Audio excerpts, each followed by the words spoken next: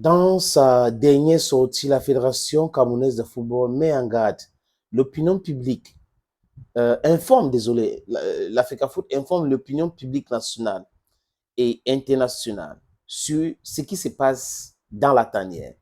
Et deuxième chose, la Fédération camerounaise de football met en garde les joueurs et ceux qui ont confisqué les joueurs. Parce que l'information que nous avons eue, c'est quoi, les amis? C'est que ce n'est jamais l'État du Cameroun, parce que l'État du Cameroun, c'est toi, c'est moi, qui est en train de vouloir perturber les activités des Lions indomptables. De deux, ce n'est jamais le gouvernement. C'est certains individus dans le gouvernement qui ne veulent pas respecter les textes. Ça ne les intéresse pas. Quand vous voulez parler du texte, ils vont vous parler du discours du président. Donc, vous voulez parler de la loi, ils vous parlent du discours. Vous voulez parler de la loi, ils vous parlent de directives dans les hautes instructions. Vous voyez, qui est hors la loi ici là?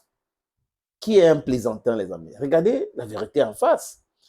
Hello friends, welcome on this platform. Je vous propose donc les amis la lecture de cette dernière sortie de la Fédération camerounaise de football. La Fédération camerounaise de football informe donc FECAFOOT, informe le public, l'opinion publique nationale et internationale que des dysfonctionnements regrettables perturbent la préparation de la sélection nationale Fagnon A, les Lions indomptables du Cameroun. À quelques jours de la rencontre Cameroun-Namibie, le 7 septembre, et le 10 septembre, le Cameroun-Zimbabwe, comptant pour les premières et deuxièmes journées de la CAN Total Energies qui va se jouer au Maroc.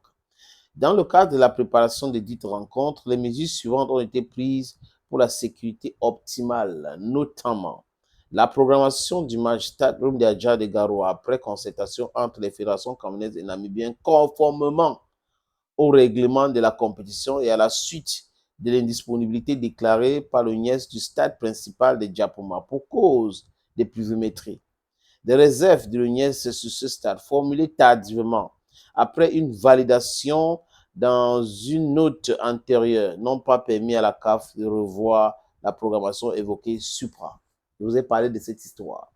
Le fonctionnement de l'UNIES, qui est un fonctionnement d'embuscade.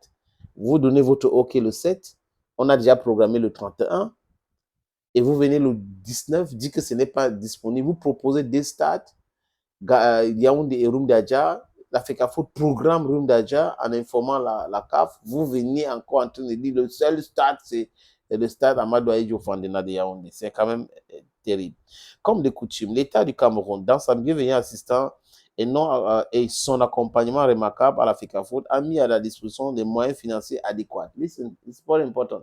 L'État du Cameroun, le peuple a mis l'argent à la disposition de la FECAFOOT, donc pas quelqu'un d'autre. Les autres là qui sont en train d'utiliser ce qu'ils utilisent comme moyen vont expliquer d'où vient cet argent. C'est important.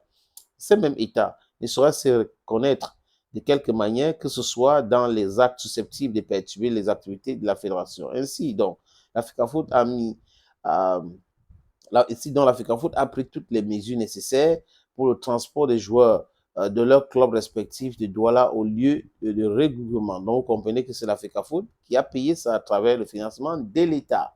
Un rassemblement retenu pour leur hébergement et leur séjour dans la dite ville avant le déplacement pour Garoua.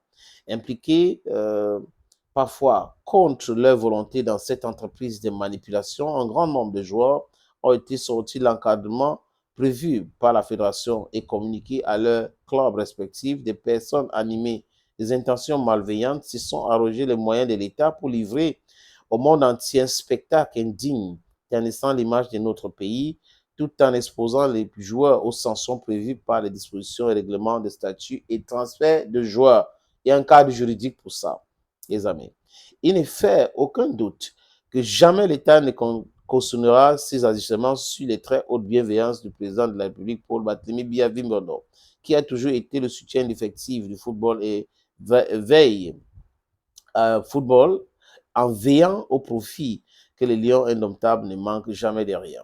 En prenant à témoin l'opinion publique sur la volonté de perturber et de nuire, animant certains acteurs, la FECAFOOT relève que ces manœuvres impactent négativement son fonctionnement et ses résultats, notamment en cette période de recherche de la performance. Elle invite les acteurs à cesser leurs manœuvres ou leurs menées irresponsables susceptibles de déstabiliser la sérénité de la sélection à la veille de deux échéances importantes.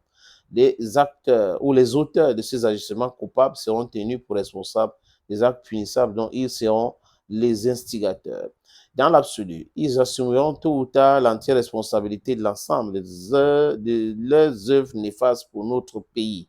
Qu'il soit bien entendu que les 24 joueurs régulièrement convoqués par l'entraîneur sélectionneur national sont entendus le plus tard demain, donc non pas demain, aujourd'hui même, les amis, du côté de la falaise à Bonanjo. Et l'Africa Foot indique que c'est à 8 heures, on les attend là-bas. Faute pour eux de se conformer à cette prescription, l'Africa Foot prendra toutes ses responsabilités sans état d'âme, conformément au cadre juridique en vigueur. La rencontre contre la Namibie se déroulera à Garoua le 7 septembre 2024 à 17 h au stade Rumdiadja de Garoua. Pour le bon déroulement de cet événement, toutes les équipes de l'Africa Foot sont à pied d'œuvre afin que les Lions indomptables donnent le meilleur. Signé hier à Yaoundé par Blaise Journal, le secrétaire général de la Fédération camerounaise de football.